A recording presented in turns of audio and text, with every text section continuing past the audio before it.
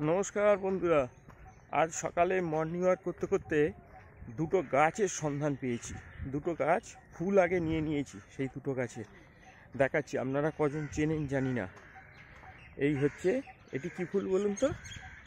এটি হচ্ছে শিমুল ফুল, দেখেছেন? এই শিমুল ফুল। আর এই হাতে যেটি, এটি হচ্ছে পলাশ ফুল। দেখতে পেয়েছেন? পলাশ ফুল একদম আপনাদের হাতে নিয়ে দেখাচ্ছি।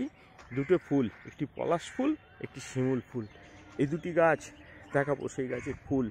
আমি সকালেই দুটো ফুল কুড়িয়ে নিয়েছি, এবার গাছ দুটোর দেখাই। আসুন, আমার এই দুটোই পাওনা আজ সকালে। আপনারা আমাদের সঙ্গে থাকুন আর দেখতে থাকুন আজকের এই ভিডিওটা। ভালো লাগলে অবশ্যই একটি সাবস্ক্রাইব করবেন, লাইক করবেন, কমেন্ট করবেন। আসুন এবার সেই গাছগুলো দেখাই, আসুন আমার সঙ্গে। এই হচ্ছে পলাশ গাছ।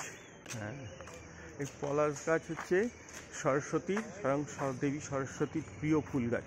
এই পলাশ ফুল কত মোটা গাছ দেখুন।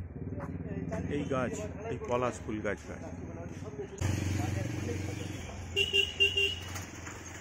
এই হচ্ছে শিমুল ফুল গাছ। এই হচ্ছে শিমুল ফুল, আর এই হচ্ছে শিমুল ফুলের গাছ।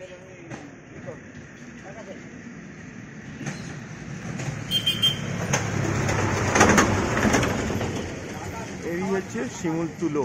এই গাছে বসন্তকালে ফোটে এই পলাশ ফুল আর হচ্ছে শিমুল ফুল। এই দুটি ফুলই ফোটে বসন্তকালে। পলাশ ফুল সাধারণত দেখতে পাওয়া যায় 4 রকমের: লাল, এই হলুদ টাইপের, গেরুয়া, সাদা, একেবারে হলুদ। এই 4টি বর্ণের পলাশ ফুল দেখতে পাওয়া যায়। এই পলাশ ফুল হচ্ছে স্বয়ং সরস্বতীর খুব প্রিয় ফুল। সরস্বতী পুজোর সময় খুব কাজে লাগে এই পলাশ ফুল। এছাড়াও লক্ষ্মী পুজোতেও কাজে লাগে এই পলাশ ফুল। এই পলাশ ফুলের গাছ দেখালাম, 2 প্রকারের গাছ, পলাশ গাছ এবং শিমুল তুলের গাছ দেখালাম।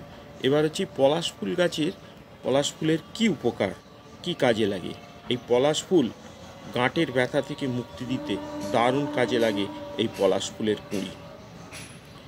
এই পলাশ ফুলের কুঁড়ি রোদে শুকিয়ে নিয়ে গুঁড়ো করে নিন, এতে মধু মিশিয়ে নিন, আর যে অংশে ব্যথা হচ্ছে তার উপর এই মিশ্রণটি ভালো করে প্রলেপ দিয়ে লাগিয়ে দিন, এতে ব্যথা থেকে মুক্তি পাবেন।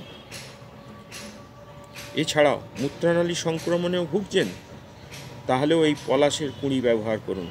পলাশ ফুলের কুঁড়ি রোদে শুকিয়ে নিয়ে গুঁড়ো নিন, এতে আখের গুড়ের সঙ্গে খেলে উপকার পাবেন। অশ্বরোগের সমস্যার যারা কষ্ট পাচ্ছেন তারাও এই পলাশ ফুলের কুঁড়ি ব্যবহার করতে পারেন। পলাশ ফুলের মধ্যে অ্যান্টি ইনফ্ল্যামেটরি উপাদান রয়েছে, পাশাপাশি এতে এমন কিছু খনিজ রয়েছে যা অশ্বরোগের ব্যথা থেকে মুক্তি দেয় আপনাকে। রক্ত দূষণ, ব্রণ, ফুসকুড়ি, অ্যালার্জির সমস্যা দিলেও মুক্তি দেবে এই পলাশ ফুল। রক্তের ভিতর থেকে পরিষ্কার করে। এই পলাশ ফুলের বাকল ব্যবহার করতে পারেন, এতে রক্তের শর্করার মাত্রাও নিয়ন্ত্রণ রাখতে সাহায্য করবে আপনাকে। বসন্তকালে বিভিন্ন চর্মরোগ দেখা যায়, মানুষ সেই চর্মরোগে ভোগে, যেমন একজিমা, চুলকানি ইত্যাদি সমস্যা থেকে মুক্তি পাবেন আপনি যদি পলাশ ফুলের বীজ ব্যবহার করতে পারেন। এর বীজ পেস্ট করে ত্বকে যদি লাগান, সেই সমস্যা থেকে মুক্তি পাবেন। আয়ুর্বেদে পলাশ গাছের ফুল, ছাল, পাতা, বীজ চর্মরোগ, জ্বর, ডায়রিয়া, এমনকি ডায়াবেটিসের মতো রোগের বিরুদ্ধে ব্যবহার করা হয়। এই গাছের বিভিন্ন অংশ অ্যান্টি ইনফ্ল্যামেটরি উপাদান বৈশিষ্ট্য আছে। এই গাছের পাতা, ছাল, বীজ নানা রোগের চিকিৎসাও ব্যবহার হয়। আজকে আপনাদেরকে এই পলাশ ফুল গাছ আর এই শিমুল ফুল গাছ দেখালাম। শিমুল তুলো থেকে যে তৈরি হয় শিমুল তুলো, সেই শিমুল গাছ আর এই পলাশ ফুল গাছ। যদি আমার এই ভিডিও ভালো লাগে তবে অবশ্যই একটি সাবস্ক্রাইব করবেন, লাইক করবেন, কমেন্ট করবেন। আমি চেষ্টা করব সব সময় আমাদের এই গ্রাম বাংলার বিভিন্ন রকম গাছ, ফুল, ফল নিয়ে হাজির হয়ে যেতে। আজকের মতো আমার এই ভিডিও আমি এখানেই শেষ করব। আপনারা সকলে ভালো থাকুন, সুস্থ থাকুন। আর যারা আজকে আমাদের এই চ্যানেলে নতুন এসছেন তারা একটি সাবস্ক্রাইব করে রাখুন। সবার আগে সর্বপ্রথম এই ধরনের ফুলের সঙ্গে বিভিন্ন গাছের সঙ্গে নিত্য নতুন গ্রাম বাংলার ভেষজ গাছ থেকে শুরু করে বিভিন্ন রকমের গাছ, তার ফুল ফল নিয়ে হাজির হব আপনাদের জন্য, যাতে আপনাদের উপকারে লাগে, কাজে লাগে। তাহলে আজকে আমি এখানেই শেষ করছি। আপনারা আমাদের এইভাবে ভিডিও দেখতে থাকুন, আমাদের সাথে থাকুন। আর নতুন কোনো ভিডিও নিয়ে আবার হাজির হব, আপনাদের সঙ্গে দেখা হবে।